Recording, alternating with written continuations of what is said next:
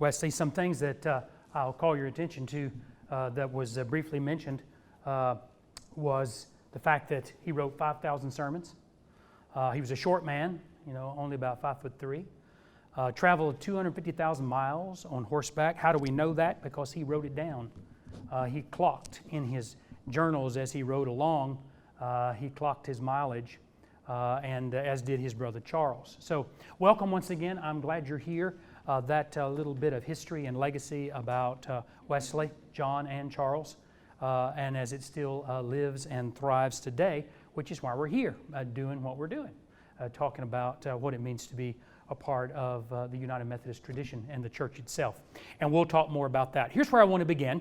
As I said on page 16, just to get a little feedback from you, both online, Terry Sides, who's here tonight again, and he's helping take your questions online, so you feel free to share also answers that you may have. And go ahead and share any questions that you may have with him so he can organize them. But just a moment extemporaneously, if we might, list some of the needs that are met by belonging to and participating and regular attending a church. So what are some of the needs that are met by being a part of a community of faith? And I'm not looking for a silver bullet answer here. I'm looking for what you really think, because different people connect to church in different ways, and that's okay. John Wesley would certainly understand that. So share some things with me. What are some? Yes? Service. Service is one, a place to serve, finding a way to serve. What else would you say would be one of the benefits? Need of community. Need of community. I always call that a sense of belonging. We have to belong. We want to belong in this world, and church and identity helps us find a place of belonging. Another way that comes to mind that you might think of as I mention it would be understanding the history of Christian faith itself. We're a part here now in the season of Lent. We're on Wednesday night of Holy Week, and understanding things like Lent and Advent and Easter and Good Friday and all the ways that the church celebrates the seasons of grace across the year. That's a meaningful thing. You could mention baptism, confirmation, Holy Communion, ways of repentance, accountability, Bible study, learning and growing knowledge, classes like this where you're able to think through your faith before you actually say, hey, I want to be a part of that. We could go on and on and on, but I just wanted to give a moment to kind of stop and contemplate that. Oftentimes I don't think people do that. Think, well, wait a minute, what are my needs that are being met or that need to be met, and how do I belong? What is that community about, and what does that look like? Well, one of the ways we talk about the church as a community, and that's a great segue, or a sense of belonging, finding a place to serve, however you want to talk about it, is that we need to discuss what is connectionalism. United Methodists understand themselves as a connectional church, and I'll explain that in just a moment. First, let me share this, and this goes all the way back to Wesley himself. By the 1750s, John Wesley began referring to the expanding Methodist movement both in England and wider areas in Great Britain and here in America. He began referring to that as the connection. He saw all of these small groups and church groups and gatherings that identified as Methodist. He saw them as the connection. Today, this refers to the way in which all United Methodist congregations are connected to one another for the purpose of carrying out the mission of Christ in the world. We are not, as a denomination, we are not independent, standalone churches. And I'll explain a little bit about that in a moment. But rather, we're all part of a unified purpose. To make disciples for Jesus Christ for the transformation of the world is the official motto or mission statement, if you will, of the United Methodist Church. Now, what does that mean when we say we're not standalone, independent churches in that way? Well, there are a lot of standalone, independent churches, meaning that congregation is what is. It is all that is there. And that congregation votes on certain events and votes to when pastors come or pastors go. A host of issues happen in the life of the congregation that way. We don't function that way. The United Methodist Church congregation doesn't vote on issues related to the work of the church. That happens at a higher level and also within committee structures within the life of the church. It goes all the way back to Wesley's organization. And all churches are organized in some way, and all denominations are organized in some way, and they kind of identify with a certain organizational structure. And that has pros and cons, and we could talk about pros and cons forever. But we have to have a way of organizing, and this is the way in which we do it. Let me identify for you what connectionalism really is by just kind of a little drawing, and don't make fun of my artwork. But let's imagine that we have a church, and here's a church, here's the steeple, open the doors, see all the people. So we have one church. Now, this one church building, congregation, this one church can do a lot of things. They can give money to missions, they can send people off into ministry, they meet all the needs that were talked about just a moment ago, and a host of other additional things. So this one church can do a lot of great things. However, if you have a collection of churches of all shapes and sizes, country churches, city churches, rural churches, urban churches, suburban churches, downtown churches, churches in foreign fields, churches in America, you get the idea. Then imagine if these churches in this connection pool their resources, their impact in the world is far greater. And so what Wesley understood was that if churches and gatherings of people identified as Methodist stayed connected in the ways in which they gave to mission work, in the ways in which they engaged in the community, in the ways in which they worked in the world around them, their impact could be even greater. A great example of that is what's been going on right here in Shelby County through Asbury and other United Methodist churches in our area in relation to the tornado recovery and relief. What happened when the tornado hit last week, within a matter of hours, our emergency team connected with all the other emergency teams from United Methodist churches all throughout the state of Alabama, converged on the community of Eagle Point and other places. And so they were on the ground at that tragedy very quick with tractors in tow and skid steers in tow and equipment in tow and chainsaws in tow, and they're still continuing that work cleanup. There is an organization that's a part of this connection that's called UMCOR, and it would be good to make a note of that because as you become involved or are involved in the United Methodist Church, UMCOR does great work. This is the United Methodist Committee on Relief. And what I mean by that it's important, note this, because of the United Methodist Church and the 13 million plus United Methodists around the world, so think about it, say you have a congregation, one standalone church of 500 or 5,000 or 15,000, that's great, they can do a lot of great work, and I'm not begrudging them their work. But if you take then a collection of churches that make up 13 million people, think of the resources you have. Think of the ways in which you can impact the world. And so as a result of that, the United Methodist Committee on Relief, and this is just one of those kind of agencies. There are many of them. The United Methodist Committee on Relief is on the ground around the world for all kinds of tragedies. If there's a famine, and there are famines, happening in other places and parts of the world, United Methodist Committee on Relief is there to provide food, to provide medical relief, to provide education. I mean, I could go on and on and on. And you can find out more information about how the United Methodist Church does that kind of work and all kinds of other ways they're involved in mission work, educational work, medical missions, all kinds of things like that by going to umc.org. And there's all kinds of information there for you. And that's the official website for the United Methodist Church. And it has all kinds of information that you might find interesting there. But in particularly, there's great resources and reports about all the work we do in the world, from everything from orphanages to hospitals to disaster relief, like I mentioned a moment ago. So the connection itself is strong because of the collection of churches that are working together. And this, I think, is a very important thing to note too. 75 cents out of every dollar given in offering plates in United Methodist churches around the world, 75 cents out of every dollar goes to some form of mission and ministry.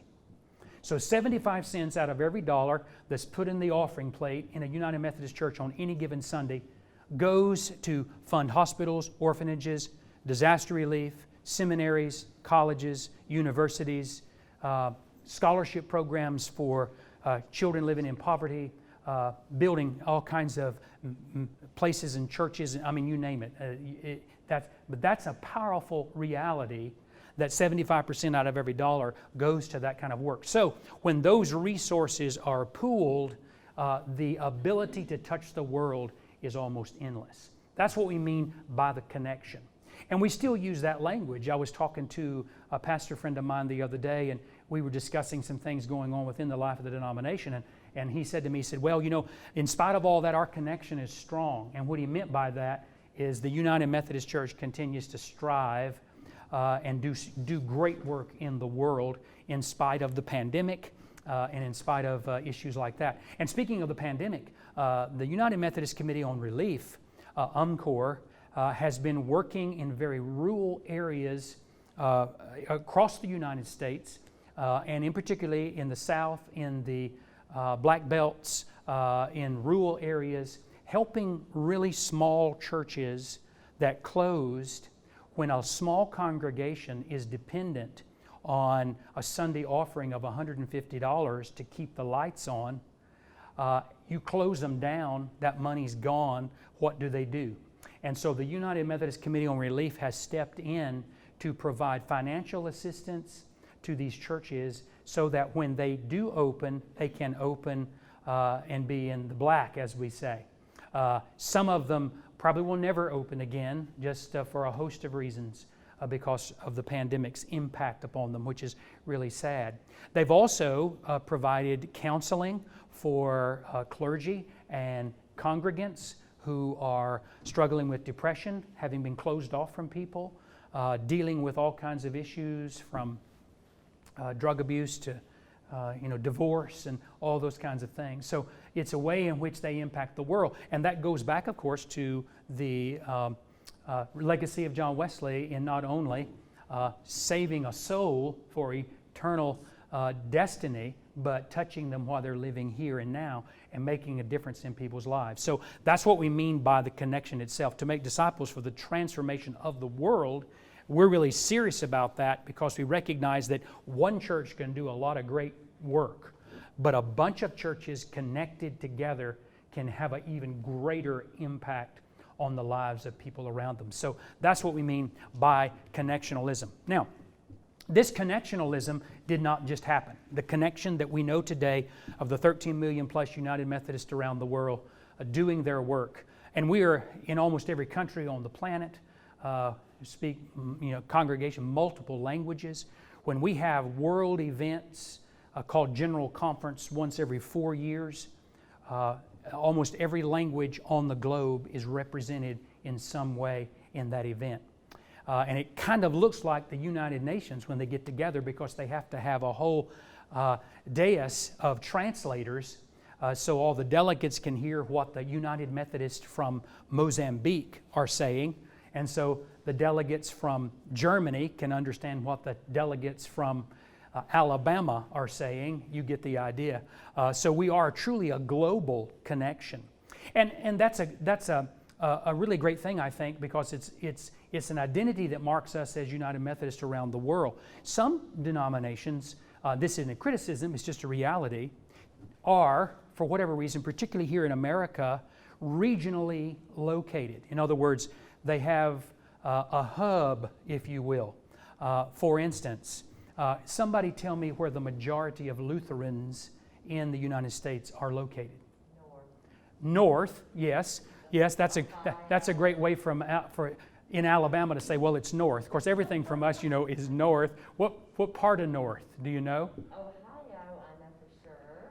Yes, there are a lot. Mm-hmm. Minnesota. Minnesota and North Dakota, South Dakota, Nebraska, but it's just because where they settled, Germans settled there, bringing Lutheranism with them. That's why it's hard to drive down a street in a town in Minnesota and not see a Lutheran church with a school.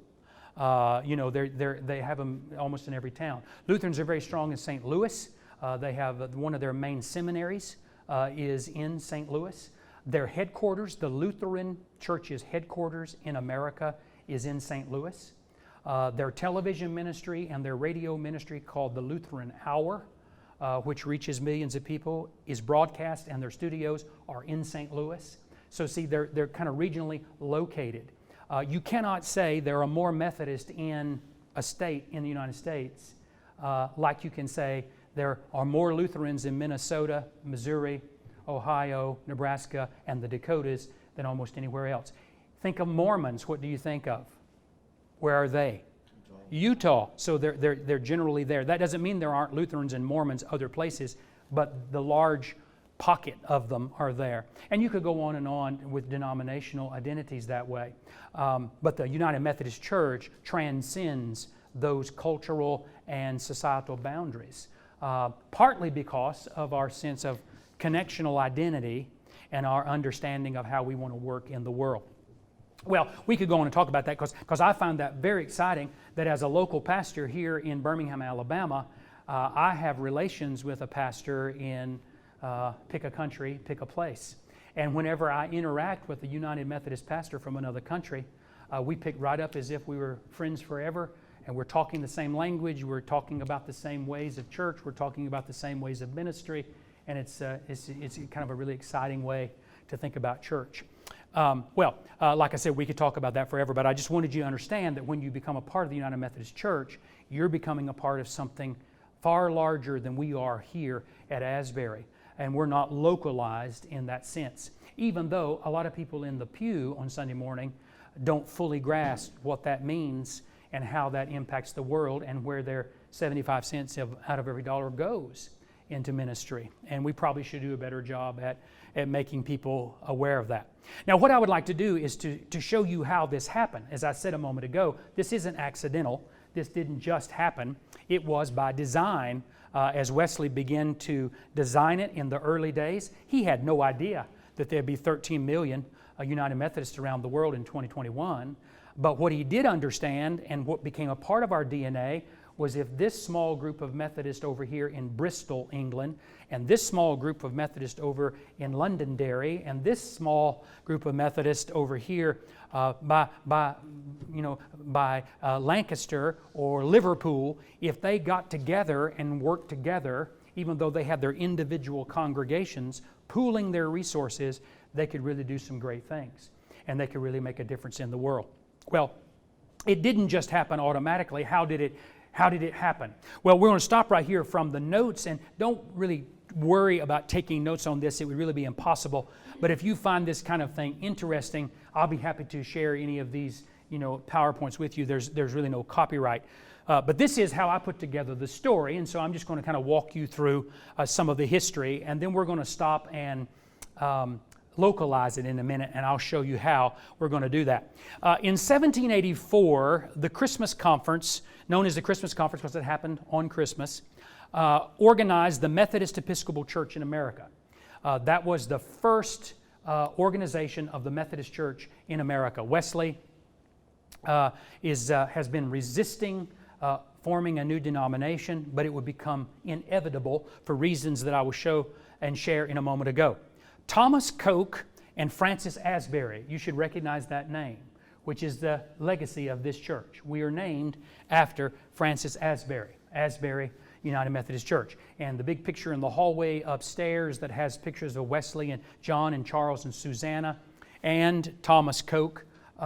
Then the middle, the big picture that I had a little boy ask me one time at Casa when I was walking down the hallway one day. He was looking at the picture, and I stopped, and he wanted to know who that was. Was that Stonewall Jackson, or was that Robert E. Lee, or who was that on that horse? Was that Teddy Roosevelt? Who was that? And so I got to share with him, because it kind of looks like one of those figures, if you will. Thomas Coke and Francis Asbury became bishops in the new church, meaning the new Methodist church. Now let me just stop right here and explain this to you for a moment, and you can see this in some of these very old books that I have over here. The Methodist Episcopal Church, don't confuse that with the Episcopal Church as we know it here in America. Here's why they called it the Methodist Episcopal Church. I told you a moment ago that denominations and churches have ways of organizing, and words have certain meanings. There are, within churches, either independent, but also primarily I'm going to talk about denominational churches for a moment. There are three ways of organization within churches, not just in America, but around the world. One of those is what we call congregationalism or congregational. These are churches that are those standalone, autonomous type churches that vote on issues, vote as a congregation on issues, and they are known as congregational. Now, there is a Protestant denomination known as the Congregational Church in America, and they claim that name for that reason. These churches don't have bishops. They don't have organizational structure over them as strong as we would in the United Methodist tradition. So the congregational way of being local and autonomous, the people vote on where their money goes, how they spend that, what that happens, and there are really no overarching agencies that see to that. Then the second form of denominational organization is what is known as the presbytery, from where we get from where you would recognize the word Presbyterian. Presbyterians began in Scotland, and they formed a way of being church that wasn't congregational, but also didn't have bishops. And the Presbyterian in that sense, not always associated with the denomination known as the Presbyterian Church, is a collection of people known as elders who oversee the work of the local church and also the other churches, say, in a geographical area. So a collection of Presbyterian churches here in Birmingham would be overseen by a presbytery, and they determine where pastors go and when they leave and all the rest related to the denomination. And I don't have time to just oversimplify this. And then the third form of church government organization is known as the episcopate, from where we get the word episcopal. And what this simply means is led by bishops. This comes from a Greek word that is given in the New Testament. The New Testament structure of church organization, as we have it defined for us in the book of Acts, is this structure here. Now, I'm not saying these other structures are not biblical, but the episcopate structure is the way the early church is organized, with bishops and pastors and other leaders in the life of the church. That's why they used the word episcopal. They were designating the fact that we are Methodists who recognize the episcopate order of bishops in the life of the church that oversee who we are and how we function. And we'll talk more about that in a little bit. So I said that because of this that I just mentioned a moment ago. Francis Asbury and Thomas Coke became bishops in the new church here in America. Here, we're talking now just in America, as they organized the Methodist Episcopal Church in America. Now, this Christmas conference was a historic founding conference of the Methodist Episcopal Church, and it was held, and this is the key part, it was held just after the American Revolution at Lovely Lane Methodist Church in Baltimore, Maryland. So the United Methodist Church as we know it today was birthed in Baltimore, Maryland on 1784, though it went by this name at the time, the Methodist Episcopal Church. The American Revolution forced the new denomination to emerge. Now remember, Wesley, he's back in England, as are a lot of other Methodists as well. And then there are Methodists here. The Methodist movement is growing exponentially. And then the American Revolution hits. And the American Revolution, of course, separates the American colonies from their mother in England, in a sense. And now there's tension between the British and the Americans. And that placed not only Methodists, but it placed also Episcopalians and others that were connected to England. It placed them in a precarious situation. Are you loyal to the new America, or are you loyal to England, to the crown? Are you going to be loyal to the President of the United States, or are you going to be loyal to the King or Queen of England? And this forced the church to form here so that they could stay together and not be, and basically not be deported. And so it was really out of necessity that they formed. It would take a while for Wesley to understand that and to recognize that because he was aware of what was happening in the Revolution here in America, but he wasn't a part of it. So it was something going on, kind of over there. He was more passionate about the Methodist movement. But as they began to explain to him that we can't function if we remain in the Church of England, we can't function if we remain Anglicans, we can't function because they're going to deport us, so we're going to have to Americanize the church, if you will. And so that's how they formed the Methodist Episcopal Church. Well, it would go from there like this. Wesley had been sending preachers to America since the 1760s. So he had been sending preachers over here a long time before the American Revolution. And with the outbreak of the Revolution, most of these clergy that Wesley had sent over here went back to England. They did not support the American Revolution, or they didn't want to be separated from their families. Their families were still in England, they're here. So most of the Methodist preachers at that time that Wesley had sent here went back to England, with the exception of Francis Asbury. Now, because of the Revolution and because it was hot and heavy at the time, his ministry was greatly restricted, and he kind of went into quarantine for a while, if you will. Stayed out of the limelight, staying with a friend in Delaware. But he would recognize that just because the Revolution has happened doesn't mean that the Methodist movement is dead here in America. But it's going to have to redirect itself. It's going to have to reorganize. And so Francis Asbury really is the father of American Methodism, while Wesley is the father, with his brother Charles, of worldwide Methodism. Asbury is really the father of American Methodism, for reasons I'll show you in a moment. Now, this is a picture of Francis Asbury. You see that he lived from 1745 to 1816, so way beyond Wesley himself. And 1816 gave him a pretty strong grasp of what was happening here in early America. So you can do the math, from 1776 to 1816, he got a full grip, a full grasp of all that was going on here in America. Asbury had come to America in 1771, so just a little few years before the American Revolution, so that also was to his benefit. So he was well aware of what was happening with the American Revolution.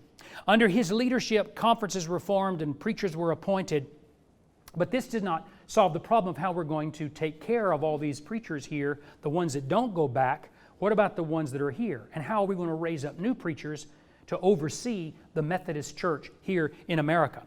So in July of 1784, Wesley ordained Thomas Coke. He was already an Anglican priest, this man named Thomas Coke, but Wesley ordained him as a bishop to go and serve the American church. So Asbury was here as a minister, he was organizing things, and he was telling Wesley, we need a bishop. We need someone to oversee what we're doing.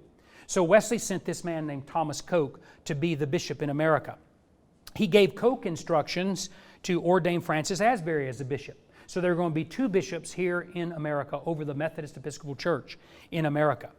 But we want to say this. Wesley was reluctant to take this action, even though he did it, and he knew he was going to have to do it. He was reluctant to do it, and he had asked for the Anglican Bishop of London, who was a friend of Wesley's, to send bishops to America. But the bishop in London refused to do that because of the tension between the countries that was already building and had, of course, already happened in July of 1784. So they were faced with a quandary of what are we going to do. So Wesley went ahead and did it, even though he didn't really feel he had the authority to. He respected the church too much, the structure of the Anglican church, but he did it, again, out of necessity. Meeting with Asbury on November the 4th in 1784, Coke explained to Wesley, or rather Coke explained Wesley's intentions, and he proposed to ordain him a bishop. This is Asbury. But catching the spirit of democracy in the new country, he refrained from accepting the ordination until approved by the American Methodist Connection. So you see how this is beginning to develop. Coke comes over here, just a little short perspective. Coke comes over here at the behest of Wesley to ordain Asbury as a bishop. You two are going to be bishops and oversee American Methodism. But Francis says, no, I'm not going to do it that way. I want to bring together all the Methodists as representatives, and if that's what they want, then I'll be glad to serve as a bishop. So that's how they did it. That's what happened in Baltimore on December the 24th, on Christmas Eve, which is why it's called the Christmas Conference. Now, this conference had this: 81 ordained preachers were entitled to membership. So there were 81 ordained preachers, Methodist preachers here in America. They came to this conference, or rather nearly 60 of them did, but 81 were qualified to come. With the Christmas Conference unanimous approval, Asbury then is ordained and appointed as a bishop. So he felt that he had the support of the American Methodist, whereas this guy Thomas Coke that Wesley had sent, he wasn't well known here in America. And so Asbury was being very careful and very sensitive about the tensions between the two countries because of the American Revolution. And then you can go on and see some of the other things that are here. Other names begin to emerge that will become important in a moment. For instance, he becomes a bishop the next day. Then Asbury's friend, Philip William Oderbine, he's a pastor in the German Reformed Church in Baltimore. He also was there to assist in the ordination of Asbury. They were friends. And so it became kind of a collection of support for Asbury. Asbury wanted that support. He didn't want to be a solo individual or a lone ranger, if you will. So from this grew what is today the United Methodist Church, and I'll show you how in just a moment. Now, this is an important sidebar. Thomas Coke, remember the one that had been sent here by Wesley, he grew weary of work as a bishop in America. He was British.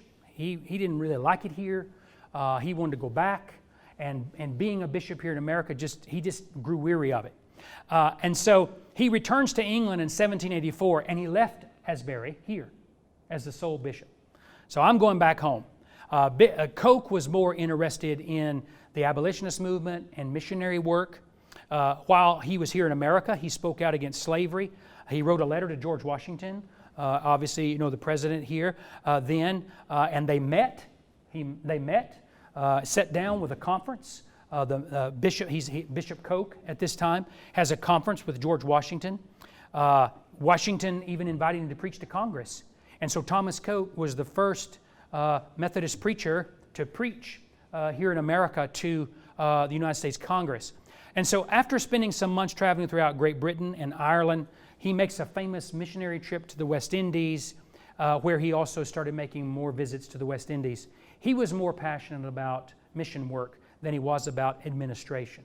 He was more interested in going into foreign lands, if you will, if we put it that way, and sharing Christ rather than overseeing the organization of Methodists here in America. Some Methodist scholars also maintain that one of the reasons he left is because Francis Asbury already had things so well organized, and all the people voted for Asbury to be a bishop, whereas Coke had just been sent over here by Wesley. He never really felt connected, if you will. No pun intended by talking about the connection. He never really felt he fit. So he was more passionate about this. So he left, and he leaves Francis Asbury as the sole bishop of the Methodist Church in America. Now, following Wesley's death in 1791, Coke became secretary of the British Methodist Conference. So he was more at home there. So he becomes a leader among the British Methodists and left Asbury here to do his work in America. And it was widely supposed that he was going to be Wesley's successor, that Coke was going to be Wesley's successor. And some people with tongue-in-cheek say, well, the only one who widely supposed that was Thomas Coke, because it didn't happen. But in Coke's mind, he was close friends with Wesley, and he was going to then step into his shoes. But that didn't happen. He was president of the conference in 1797 and 1805, and on both occasions, Coke tries to persuade the conference in Great Britain to confer on him the title of the Methodist bishop in England, but that would not happen. So it would take a different trajectory. In that same year, Coke went to Paris and he preached in French. He was highly educated, multilingual. He preached in French, and he established the first Methodist church in France. So he carried on the work even though he wasn't interested in being here in America. He went to Gibraltar and established a mission. You can see all the things that he would do from Canada to Scotland. He died aboard a ship on the Indian Ocean, and he was buried at sea.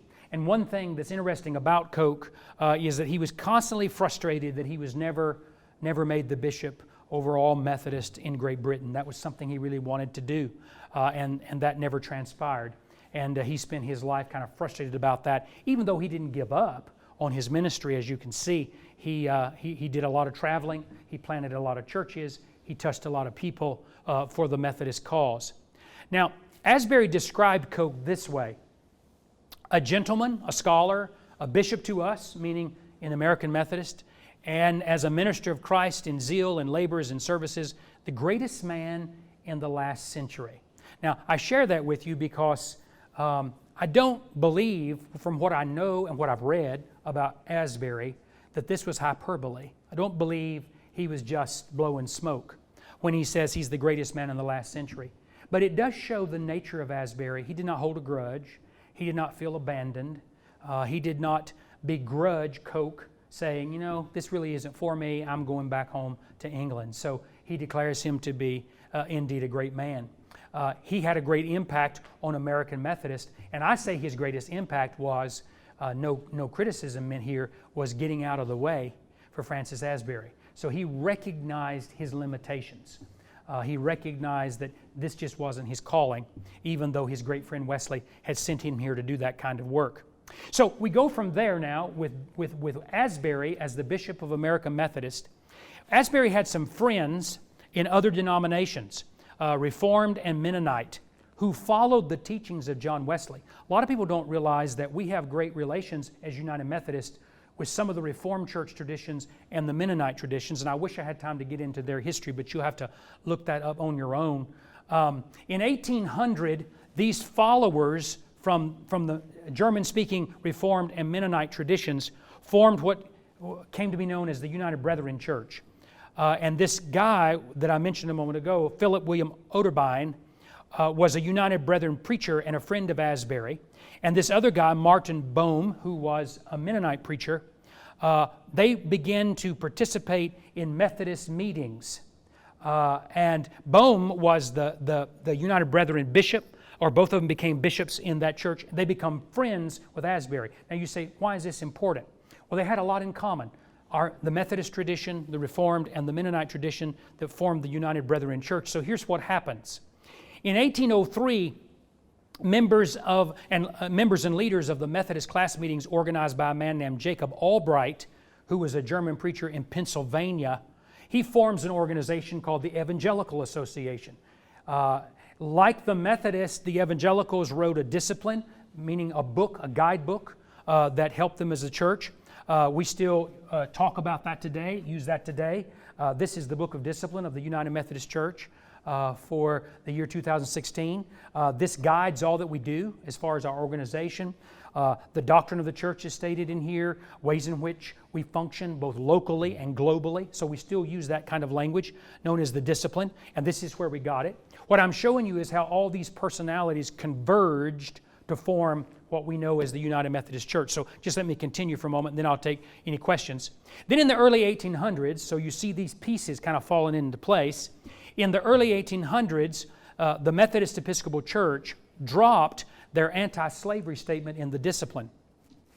As we know, here in the United States, after the American Revolution, there came the struggle of what do we do about slavery. There were strong abolitionists within the Methodist tradition saying, you know, slavery is wrong, we need to work against that. But then, of course, there were those that owned slaves or had farms, plantations, whatever the case may be. And so there was great tension. And so they dropped their anti-slavery statement, and so there was a rift. And this rift happened, obviously, for good reason, by two African-American preachers, Methodist preachers, who no longer felt welcomed in the Methodist Episcopal Church in America because of this, and of course they wouldn't feel welcome, Richard Allen and Daniel Coker. So they broke from the Methodist Episcopal Church in America and formed what they named the African Methodist Episcopal Church in 1816 because of the struggle over slavery here in early America. There was another group of black preachers led by Peter Williams that formed at the same time another group. They didn't know about one another. The African American congregations didn't know about one another at this point. And so they broke and formed what they called the African Methodist Episcopal Zion Church. And one of the most famous members of that church was Harriet Tubman. And we know Harriet Tubman from the Underground Railroad, working to help slaves escape from the South. And she was a very faithful, committed Christian in the Methodist tradition from the what is known as the AMEZ church. And these two churches, these two denominations are still in existence today. Even though we have come back together in relationship, at that time they were not, of course. They were leaving because they felt unwelcomed. But these two denominations are still in existence today. I have a good friend who's a bishop in the African Methodist Episcopal Zion Church. And there's not a lot of them around here. There's one in Tuscaloosa, or 2 or 3 in Tuscaloosa, and various places in pockets, but nonetheless, they're still in existence. Then here's what happened. The Methodist Episcopal Church, as a result of these African Methodist breakaways, it caused other breakaways to happen. The Methodist Protestant Church forms in 1830 because they were upset that lay people were not represented at the conferences like they wanted. Then the Methodist Episcopal Church South broke in 1844 over whether or not a bishop could own slaves. So see, there's all this struggle going on as a result of the American Revolution and leading up to the American Civil War. So they just kept splitting and splitting and splitting. They'd been together, now they're not. And why am I telling you that? Because we're going to get to that. And they kept splitting in 1843. The Wesleyan Methodist Church formed. It took a stand against slavery, a stronger stand. The Free Methodist Church forms in 1860, again over the slavery issue. And watch this, over the pew fees. You remember the pew fees in Old England? Well, they had come back in some churches. In some Methodist churches here in America, that tradition had come back, primarily for the purpose of making sure persons of color and African Americans didn't come to church. That was the real issue.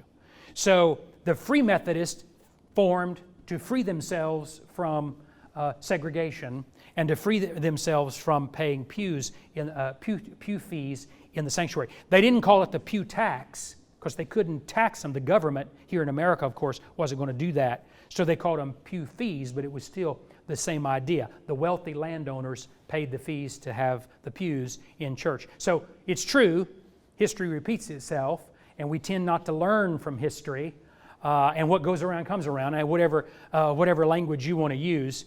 And then they kept splitting. I could go on and on and on. Many African Americans were uncomfortable in the Methodist Episcopal Church South, so they left to join other denominations. In 1870, they formed what they called the Colored Methodist Episcopal Church. Now it's called the CME, the Christian Methodist Episcopal Church, that is still in existence too, as the other two African Methodist denominations are in existence.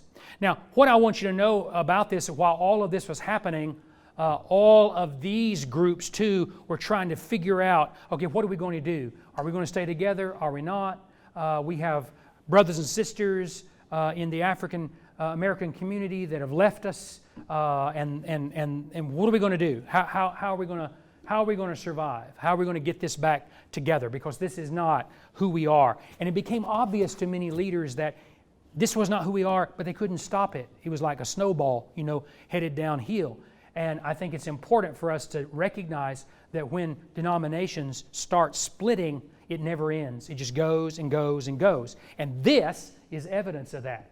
What was once together as a connection started breaking up over all kinds of issues that they just couldn't agree with.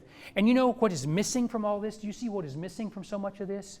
Is Christ is missing from a whole lot. Now you could say, well, now Christ wouldn't be for pew fees and Christ wouldn't be for excluding African Americans. That's true, but all the organizational structure got all mingled in, and they were trying to figure out how to function or not function and how to come back together. Now, in the 1900s, and this is good, this is where I'm taking you and showing you, I said, how did we get to where we are today as United Methodists? Well, in the 1900s, Civil War is over, We've trying to move past that, and we're still trying to move past a lot of that legacy.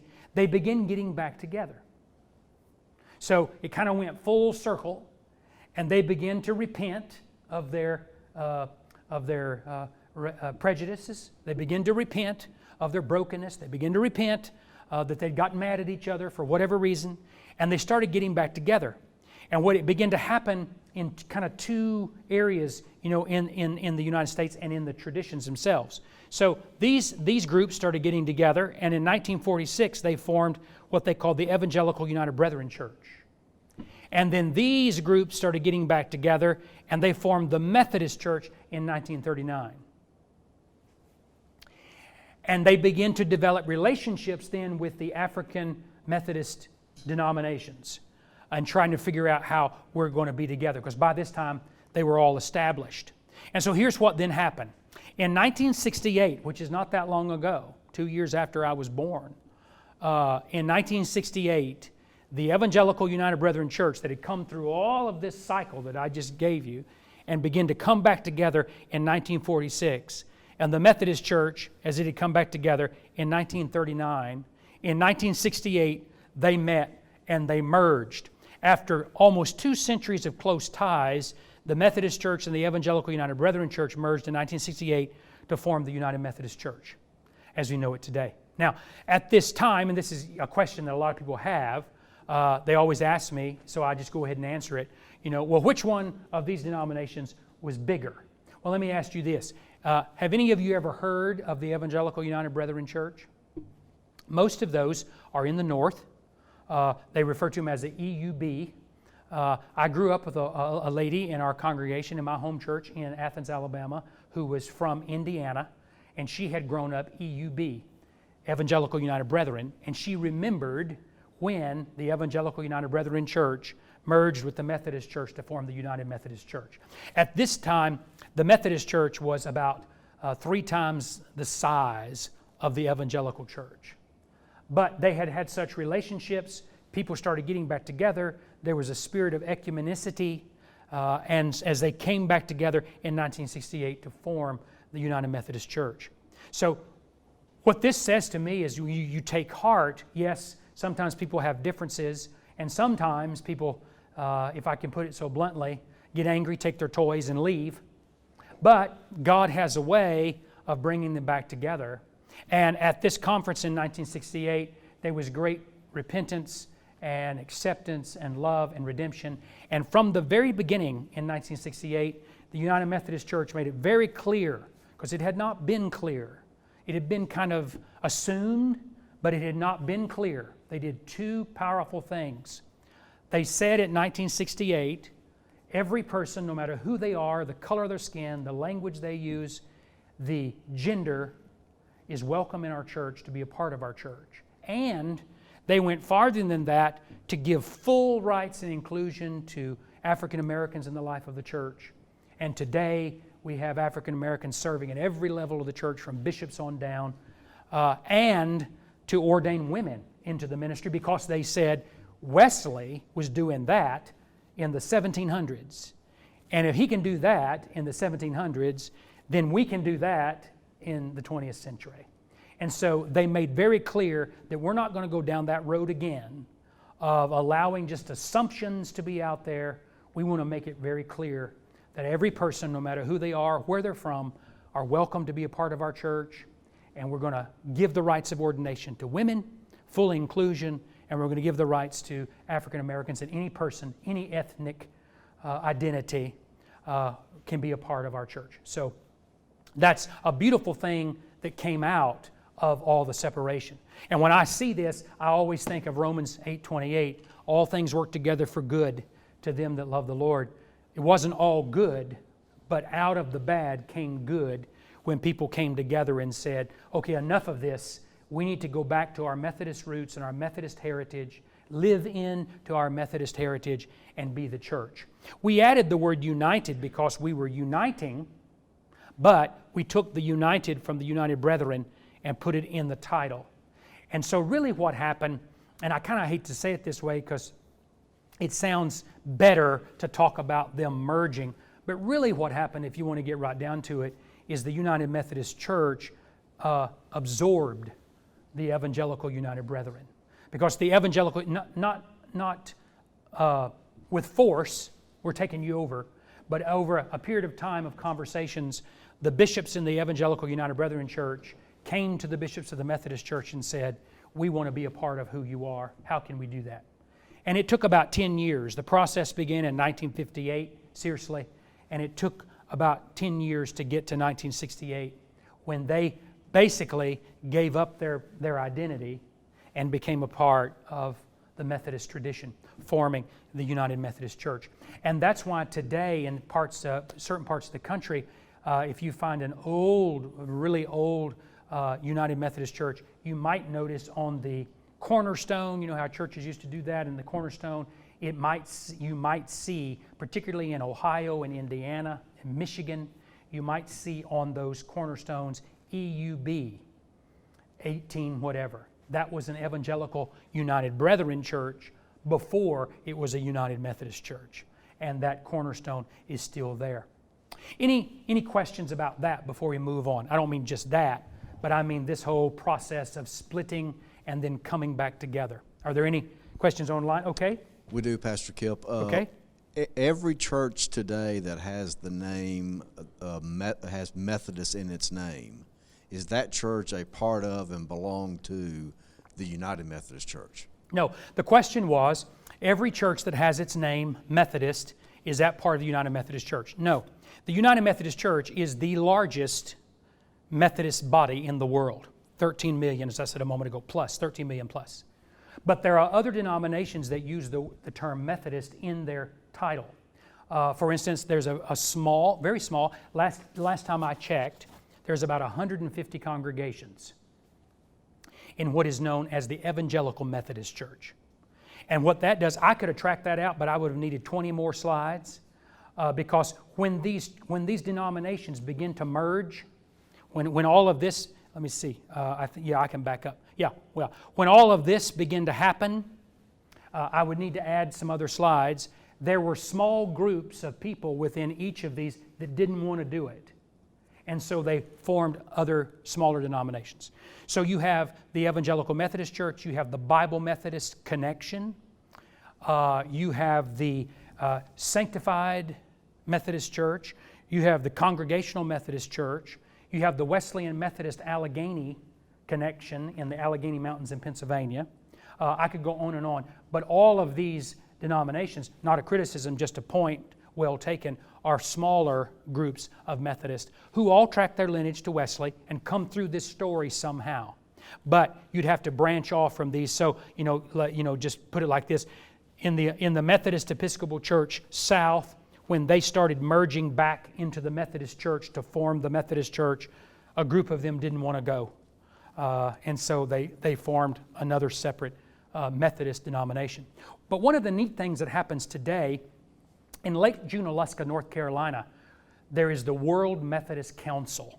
And even though the United Methodist Church, being the largest body of Methodists in the world, and all these other Methodist identity groups, there is a World Methodist Council where all the representatives of these denominations come together once every 10 years and work together and try to find ways that they can be in connection, if you will. It's not there now, but in Athens when I was growing up, and you had, the United Methodist Church that was my home church, on the other side of town was this Congregational Methodist Church. And we used to work together, our youth groups would get together, we would do mission projects together. So we had an identity together, even though being Congregational Methodist, they didn't have bishops. So there was something different about them we knew, but we had that identity of Methodists together. And our worship styles were very similar. The hymns were similar. The ways we went about worship was similar. But we were distinct, and we kind of knew it. But we were at the same time on the same family tree, if you will. Was there any other question? Two more. Okay. Is it fair to say that race was a central factor in not only all the splitting that went on, but also the coming back together in 1968? The question is, was race a central factor both in the splitting and the coming back together? Absolutely. Absolutely. Slavery, as it divided so many people along so many lines, had an impact on the church too. And it could be very simple, a very simple issue from the standpoint that a man is sitting in a pew on a Sunday, and there's a guy sitting next to him, and he doesn't think you should own slaves, and the guy next to he has 12 slaves, and one says, I'm not going to be in the same church with you. I can't worship with you. It could be something like that. That happened a lot. Mm-hmm. And then the coming back together was a recognition that this is a blight on our history, and we need to repair it, and we need to fix it. Yes? Cokesbury, of course, is the United Methodist Church publishing house Yes. and bookstore. Does it get its name from Thomas Coke and Francis Asbury? Great question. The publishing house for the United Methodist Church is known as Cokesbury. Puts out all the Sunday school materials, Vacation Bible School material, all that kind of stuff. Yes, it gets his name Cokesbury as a blend with Thomas Coke and Francis Asbury. So somebody was listening. So that's good. Yes, indeed. Any questions here in the room that you have? Okay. Well, let's move on then real quickly before we're going to run out of time. I want to just say this today, and I could go on and on about all the mergers and stuff. Do United Methodists agree on everything? Of course not. We wouldn't all agree on everything in this room if we started talking about politics or something like that. But we do agree on the essentials of the Christian faith. One thing that holds us together is the essence of Christian faith as it defined in the Apostles' Creed and the other historic creeds of the church. That's one thing. That's the thing that holds us together as United Methodists. Many other things hold us together, but this is at its core and at its heart. And on these things, we are united.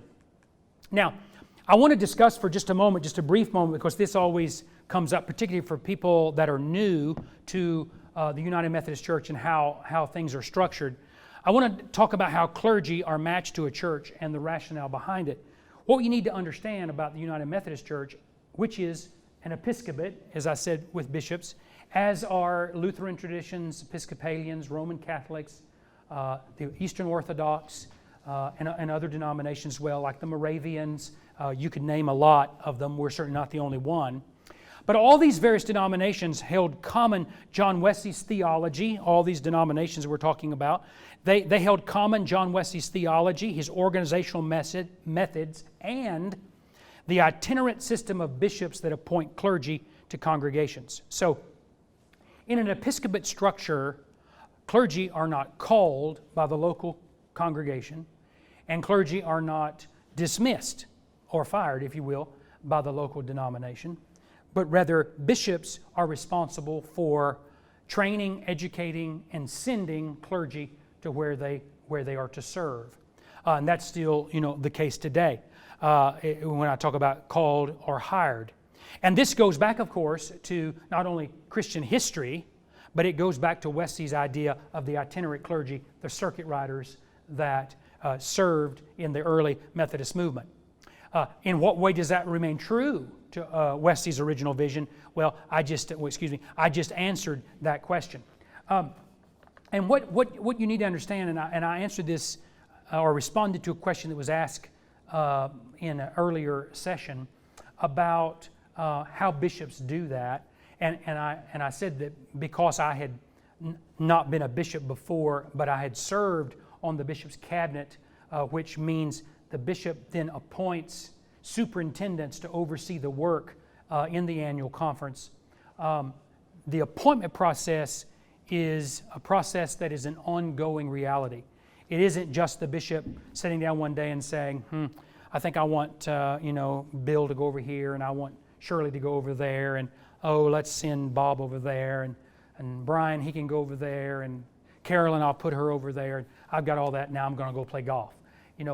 Every bishop that I have ever met, they're all different, but I've never met one that did not take their role very, very seriously, feel as if there was a mantle of responsibility that rested upon their shoulders, and really bore the responsibility very, very strongly about what this means to appoint clergy to where they serve. And when I was appointed the last time here, I'll start my 12th year in June. my bishop at the time, Bishop William Willimon, he was very concerned about the impact on my son, who was in his junior year of high school. And so that meant he was going to have to move and spend his senior year at another school. And so, he kept worried about that. And to show you how seriously he took that, before he made that appointment for me to come to Asbury, he called my son personally and had a conversation with him on the phone to make sure that he was not mad, hurt, or frustrated, or going to abandon his faith.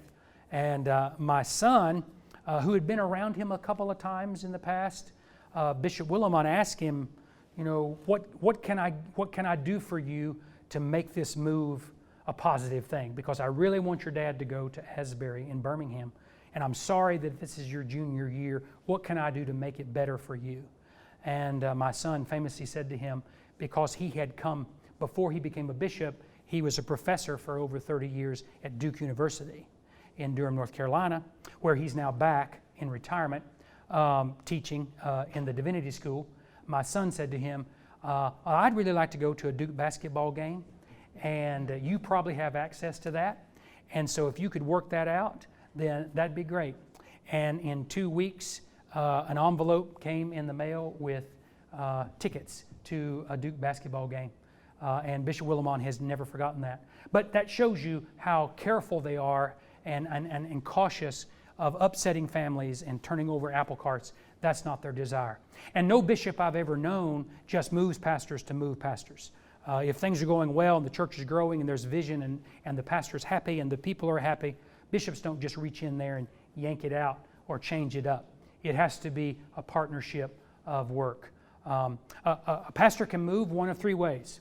Either the bishop makes that move, or the pastor says, I have served this church as long as I think I should, and I'm ready to start a new chapter. I'm ready to turn a page and move on. And when that happens, then I contact, through a process, the bishop and let them know that I feel it's time for me to go. Now, the bishop can say, well, great, I'm glad it's time for you to go, but I don't feel that way, and so I want you to stay. I need you to stay there another year, or I need you to stay there a little longer. That can also happen, a move can also happen with a committee in the life of the church that is known as the Staff Parish Relations Committee. Think of them in a corporate structure. They're kind of the personnel committee. They deal with staff hiring and transitions.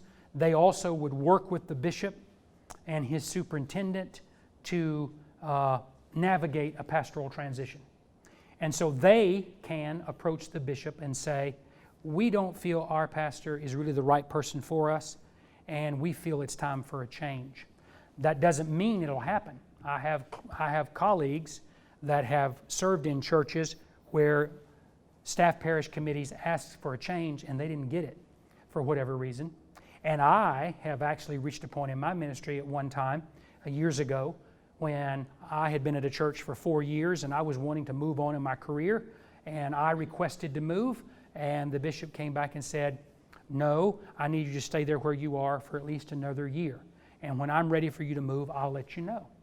And so after that year, I was very young, hadn't been out of seminary very long, and so he knew what he was doing. And after that year, he came back and said, are you ready to go? And I said, I think I'm ready. And so, off we went. So that's a little overview of kind of how that works. One thing that I always say to people, both to clergy, young clergy that I train or that I mentor, and also laypersons, you need to embrace the itinerant system if you're going to be a United Methodist, or you're going to be miserable all your life.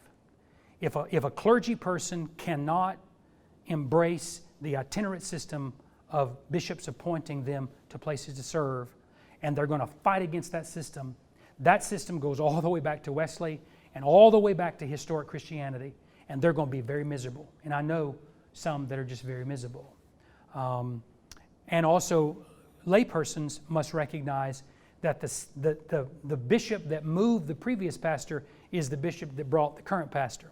And so when I have people say to me, oh, well, I don't like that. I don't like how the bishop does that. I don't like how that structure happens, I'll always kind of respond and say, well, I'm sorry about that, but that's the structure that brought me here. I wouldn't be here any other way. So if you're happy I'm here, and this is why you want to be a part of what we're doing for many, many reasons, but if this is one of them, then recognize that it's that system that you're saying you don't like that actually brought me here. So, and like I said, with all these systems or any congregational structure, there's always pros and cons. Nothing's perfect, never, when human beings are involved. And sometimes bishops appoint the wrong person to the wrong church, and they have an opportunity to get it right. Some congregations and some pastors just don't gel.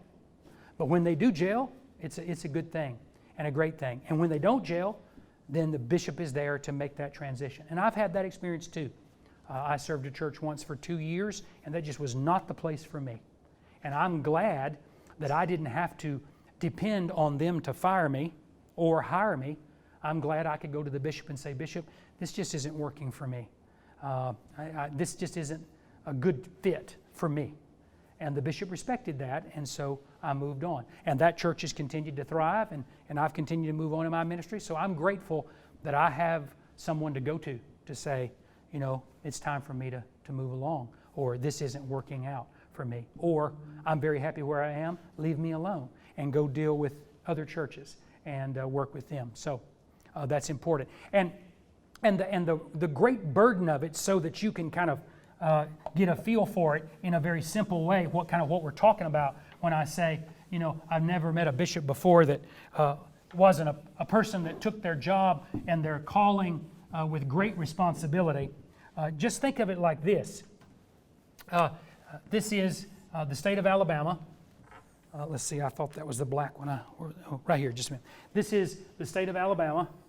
You can just kind of picture that in your mind. Over here, of course, is Mississippi. You know the geography. You got Georgia. Interstate 2059, of course, runs through the state roughly, and there are some churches below this. But here's what I want you to see. This is, and of course, Tennessee is up here. This is where we are. This is the North Alabama Conference. There is a bishop that serves that conference. In this geographical boundary, roughly north of Interstate 2059, like I said, there are some churches south of that line, but that gives you a feel in this boundary. Just in this, there are over 750 United Methodist churches. So, I told you a moment ago, the Evangelical Methodist Church, the small denomination, has 150 churches worldwide. We have 750 United Methodist churches just in this. This is a separate conference. This is the South Alabama, West Florida Conference that takes in the Florida Panhandle, and there's a different bishop that oversees that conference. So that's a great responsibility on our bishop's shoulders to appoint 750 pastors to those churches. Now, there's not that many pastors. Some of these are circuit churches. Some will be serve one pastor with 4 or 5 churches. But be that as it may, you see the responsibility that is there. And that varies. That number varies across the nation in conferences. But the bishop has responsibility for doing that. So that's a huge responsibility. Now, I want to ask you a question. If you have questions about that, I'll be happy to answer that. But I do want to ask this because I want to get some feedback from you. And I want to know from you, what is the most important thing you learn in this? And the reason I ask that question is because I take your answers and develop the next class I will do, because I do this class each year, spring and fall. And so I try to make the next class a little bit better. So I really like to know what you think about that. So what would you say is the most important thing you've learned? I've learned a lot, for sure. I think being connected and not just being one church body here. Okay. And the connection, working with other people or churches, that I learned that. Good. So the connection, that we're not just standalone, we're connected. Good. What would you say? For me, I think it would be just the whole, from the very beginning. I was a blank slate. So, I've learned a lot. So, very beginning, very basic. Here's what's happened up until modern day. Okay. Here's how it happened. Here were the consequences. Here were the So the history appealed to you. Absolutely. Yeah. Describe yourself as a blank slate. So I hope we filled in some of that slate. Good. So the history. Any comments about that online, Terry, that anybody shares? It seems that Wesley's purpose, or you drive, if you will, was to make the church and faith accessible to all, not just the few, but to make it as wide as possible. Okay. So to make the church as wide as possible, acceptable to all, was Wesley's goal. And we're continuing to fill in that. So, and try to live into that. I shared this prayer with you in the beginning session.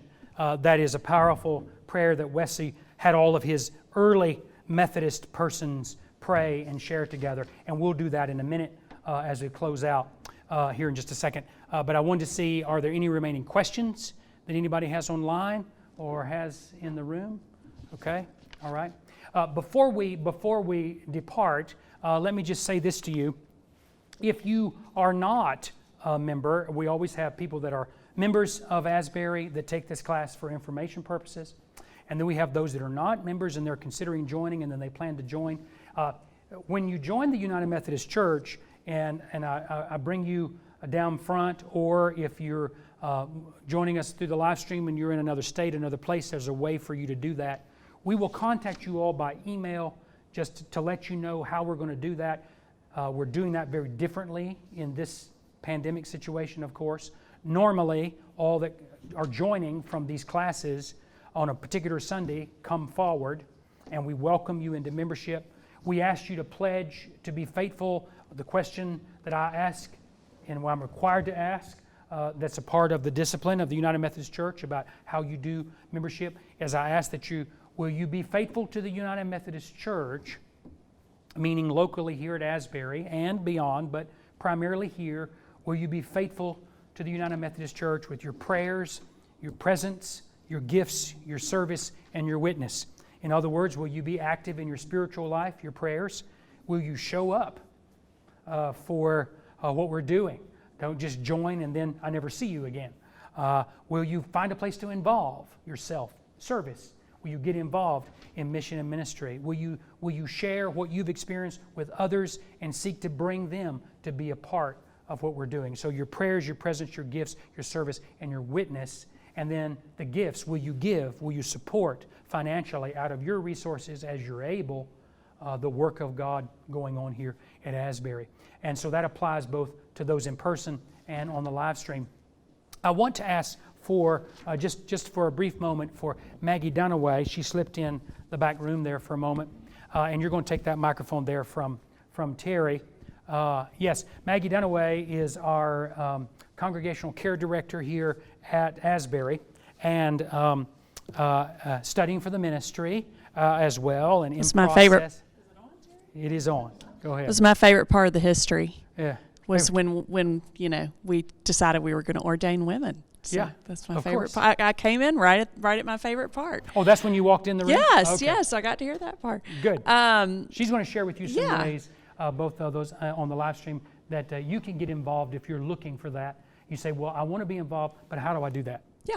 I want to say thank you to all of you who are here in person and watching from your cozy and warm homes that we've had this weird winter turn of weather. And I want to say thanks to Pastor Kip. He's passionate about our church family knowing what our heritage is, what our history is, and what we believe as a community of faith. And that's really so important. And it's great that you've learned that. If I know him, your blank slate is now exploding and you have more knowledge than you ever dreamed your head could hold.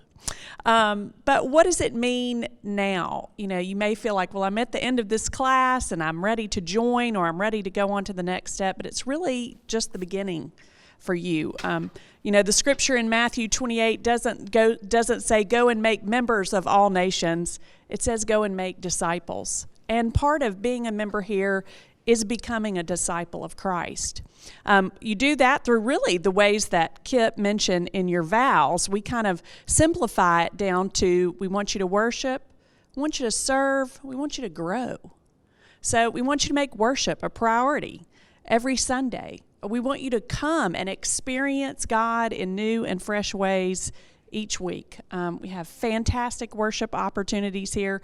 Hopefully we'll eventually get back to more than one service as people get vaccinated and the pandemic dies down, but we have lots of places for you to be able to plug in worship. In terms of serving, goodness, we're reminded just this week of opportunities to serve that crop up, whether it's helping with a tornado or our mission of the month. We have a mission every month that church members can get involved in. If you're not sure where you want to serve, you think, well, I've never really been one of those people to jump in, one of the staff can help you find out where to serve. There are spiritual gift surveys that are way easier than the Myers-Briggs and less painful, and we can help you figure out the best place for you to serve, whether it's a behind-the-scenes opportunity, or I'm looking at my friend Susan, who serves at the Welcome Center front and center almost every Sunday. There are tons of places to get plugged in, and that being the hands and feet of Christ is really key to your growth and what Wesley envisioned for us as followers of Christ. And then we also want you to grow in your faith. You've grown during this class for sure. It's a great start. What is the next step for you? It's going to be a small group, whether it's a Sunday school class, a Wednesday night group. A great place to start, if you haven't, is our disciple classes. If you're sort of new to the Bible or just really need a refresher of a particular area, we offer disciple classes every winter and every spring, and those are phenomenal. You basically can read through the entire Bible and learn about Scripture taking those. And you can talk to Robin White, who is our adult discipleship director, about that. Or find, our Sunday school classes are going to start going again the week after Easter. We're happy to kind of help you figure out which one applies to you. In the coming weeks, probably definitely after Easter, you'll get an email from us that if you're going to join, will let us know that you plan on becoming a member, and you can fill out all the information needed there, and we'll let you know when Membership Sunday is. And you'll also get a form that might help you figure out where you want to plug in and serve. And a staff member will be in contact with you within the next few weeks to kind of say, okay, what are you thinking is your next step? Or where do your kids or youth need to get involved? And we'll try and help you, point you in the right direction. We're just so happy that you're becoming part of the Asbury family, or you're already part of the Asbury family. So that's it. Thank you, Maggie. Yeah. Now, on that form, you have the membership form, but on that other information sheet, there are a list of ministries. List of ministries, opportunities, and if you have questions, Robin and I talk to people all the time about, they're just not quite sure where they want to plug in next, or they are ready to jump in and serve in 5 different areas. That's great too. From congregational care to serving as an usher or brown bag, all those opportunities are listed there. So. Yeah, and you never know. Maggie is kind of a living testimony of how ministry works in the United Methodist Church. When I came here, years ago, you were on staff, sort of. What were you doing when I first came? Well, and actually, this is a why you should get involved story. My husband and I and daughter attended here for 4 years just on Sunday worship, and we enjoyed it, but we didn't plug in. Someone asked me to serve on the Altar Guild, and that sort of really has started my path. And then we got involved in a Sunday school, and it's amazing to me the growth I've been able to experience from that, really just coming on Sundays to working here full-time and now becoming a local pastor. I was part-time when Kip came and working from home just a little bit, and he's been a great mentor and friend and helped me sort of discern my call to go a little further. It's not to say you're going to have to work here if you get involved. I mean, we will drag you in as much as we can, but that's not necessarily everyone's path. But gosh, it has been phenomenal in my life to see that call fulfilled. Yeah, and the 11 years ago when I came and you were part-time, and what was your title? I What was were you congregational care Congregational coordinator care, but then. it was but coordinating, about okay. that.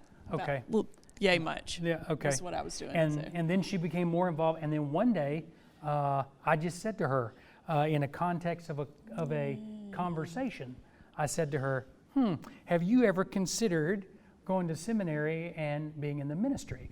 Don't you hate those people that plant that seed? And her eyes looked at me, and she's like, "What in the world?" And then we took the staff, a part of the staff, to a conference in Atlanta, and she went on that. And from there, it's just led to where it is now. So It's taken 10 years. 10 years, and that's okay. and that's okay. Better late than So never, a little right. bit along the way, I would plant that seed, and then I would ask her about it, and she would say no, and then all things equal. it But I came can't forth. imagine being anywhere else, and all the things that you've learned about are reasons that I love this church.